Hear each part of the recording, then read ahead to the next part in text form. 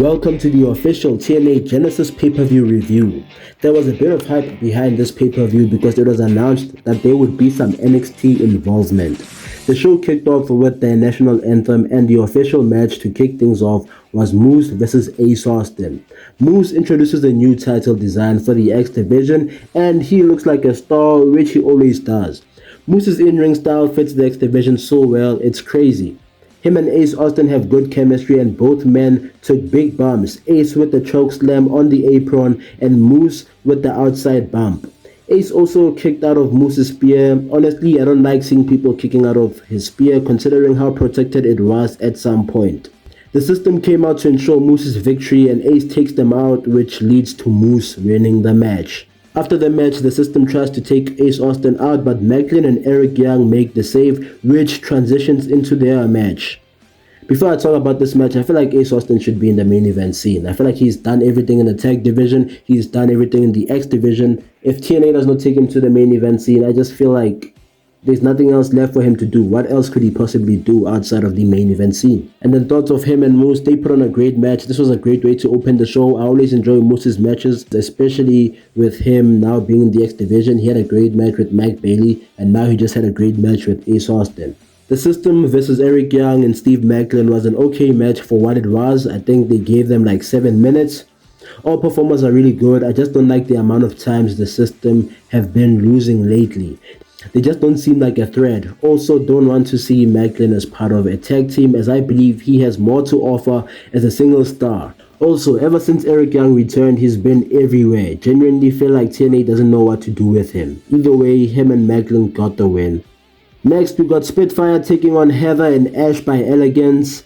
No joke, these are the only two tag teams on the tag division. Just goes to show how the state of the TNA Knockouts division is in 2025. Nonetheless, they put on a pretty good match. Also, Spitfire retaining was surprising to me considering how many times TNA likes to make those titles change hands. Since Anthem took over, they created a ton of homegrown stars to run the Knockouts division. Tessa Blanchard, Deanna Purrazzo, Jordan Grace, Masha Slamovich, and I feel like Danny Luna should be on that list next. Also, the illegal person got the win here, so maybe they're gonna build to a storyline, or it was just a genuine mistake.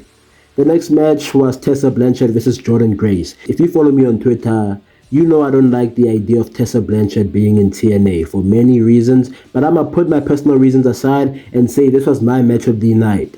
The story coming in is that Tessa Blanchard feels like she built TNA and Jordan Grace took it from her, which is weird considering the fact that Tessa Blanchard has only been in TNA for 2 years and TNA has been around for 22 years. So if she was in TNA for 2 years, what exactly did she build? Either way, this was a hard-hitting contest between the two. We saw an FU Tessa chant, and she's racist chant, which is crazy.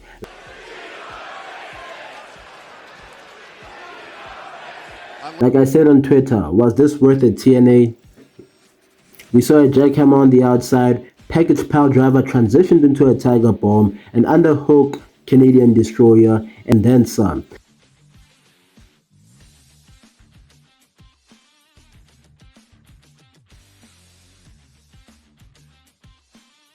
The ending was weird as the ref watched Tessa remove the turnbuckle and did nothing about it. Tessa hits a bulldog on the exposed turnbuckle, a top rope code breaker, and Tessa gets the win. This was match of the night, and it's going to be a tough match for any knockout to follow for the rest of the year. After this match, it was revealed by sites that Jordan Grace is on her way out and she might join WWE. For that, I say thank you, Jordan Grace. Genuinely the top 5 best knockouts in TNA history. We next had Josh Alexander taking on Mike Santana. My biggest problem with TNA is how they try to tell stories in such a short period of time.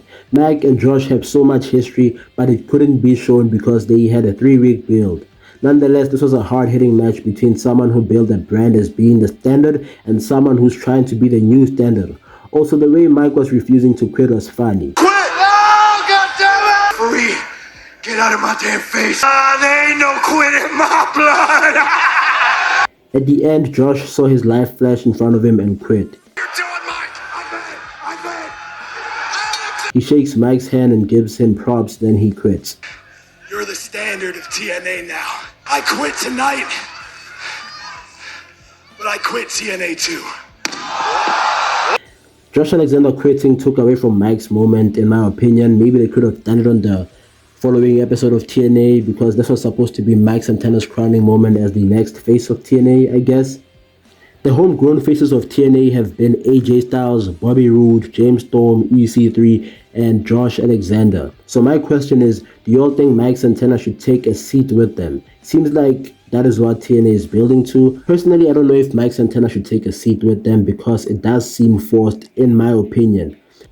Because it took Styles, Storm, Roode, and EC3 years to become the face of TNA. Josh Alexander came in 2019 and became the face of TNA in 2022, meaning it took him 3 years, while Mike Santana came back a year ago, beating former world champions like Macklin, Moose, legends like Frankie Kazarian, and now Josh Alexander.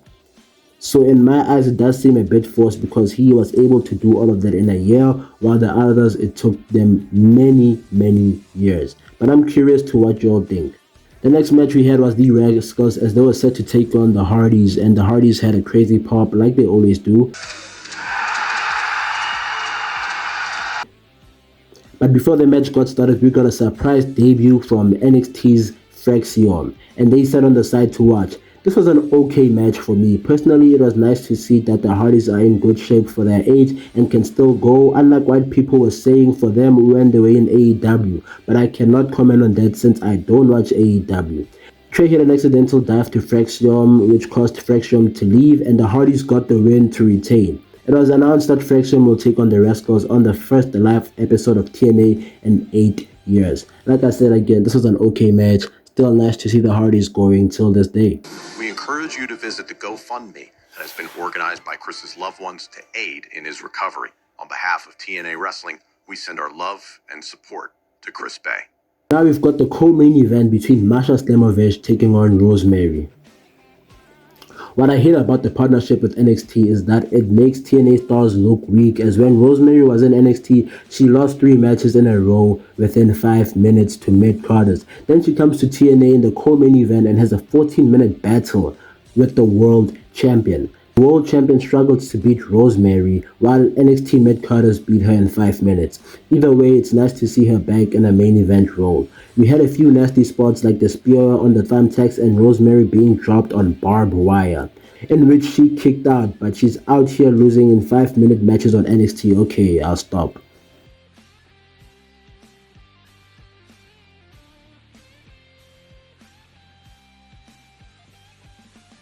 Masha gets the win and Cora Jade makes her return to TNA to stare down Masha. Knowing TNA, Masha is definitely losing that title. Hammerstone lost a 5-minute match to Obafemi in NXT. Rosemary was on a losing streak in NXT. While Yellowbone, Zachary Wentz beat Wesley. True, but Wesley won the feud. Same way Jordan Grace lost to Roxanne. The only one I'll give them props is the booking of Joe Hendry on NXT. But enough ranting, I hope Masha beats her. But it ain't happening. Before the main event, Ryan Nemeth comes out to defend his brother.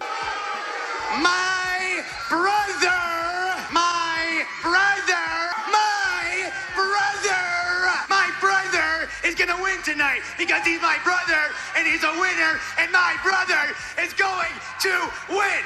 He gets banned from ringside. It's now main event time. Tom Elephant announced TNA Genesis was sold out, which was a weird time to announce it as we were nearing the end of the show. The build to this match sucked, by the way. Judging by the way Henry was smiling ear to ear, I knew he was winning the World Championship.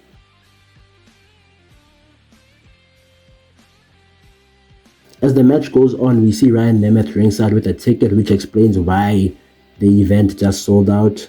The match between Nemeth and Joe was just okay. Honestly, nothing crazy, which is fine considering Henry's win will overshadow the match either way. We got JBL hitting Frankie with the clothesline, who was about to cash in, and then he takes out Ryan Nemeth.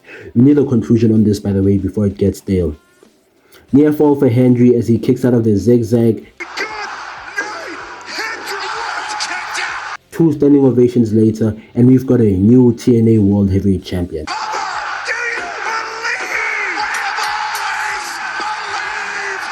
Joe Hendry now joins the likes of AJ Styles, Kurt Angle, Bully Ray, Chris Sabin, the list goes on. Congratulations to Joe Hendry. Overall, a decent show. Haven't been enjoying TNA lately because of the stale storytelling, and if you're a watcher of TNA, you cannot dispute that the storytelling is stale. So it was hard for me to even enjoy this show. Overall rating I give this show is a 6 out of 10. It had good matches, decent surprises, and once again, mid storylines. Plus, we finally got to see Joe Hendry as champion, which is nice. So we will see where his reign goes. Thank you for watching. Please like, share, and subscribe, and I'll catch you next time.